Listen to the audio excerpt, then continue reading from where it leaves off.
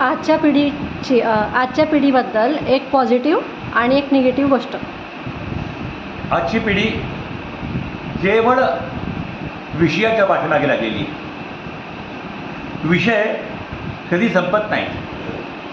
ती तहान आहे विषयाची, ती कधी संपत नाही, भागत नाही. एक मिळाले की दुसरं, दुसरं मिळाले की तिसरं, तिसरं मिळाले की चौथं, आणि हा त्याच्या पाठीमागे पळत जातो आणि त्याला शेवट नाही.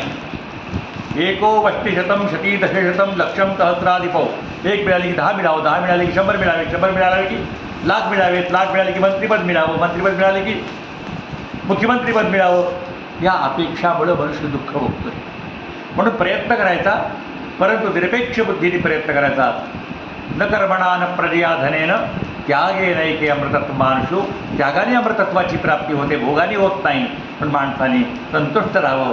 ठेविले अनंते तैसे ती राहावे, चित्ती असो द्यावे समाधान. तर म्हणून या ठिकाणी ज्या निगेटिव्ह गोष्टी आहेत त्या त्याग करायच्या आणि सकारात्मक ऊर्जा ठेवायची की भगवंताची कृपा माझ्यावर आहे आणि त्यांच्या कृपेनं माझं कार्य यशस्वी होणार, हा सकारात्मक उद्देश ठेवावा.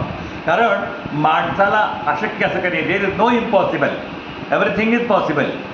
प्रयत्न केला पाहिजे. प्रयत्ने वाळूचे कणरगडिता तेलही गळे.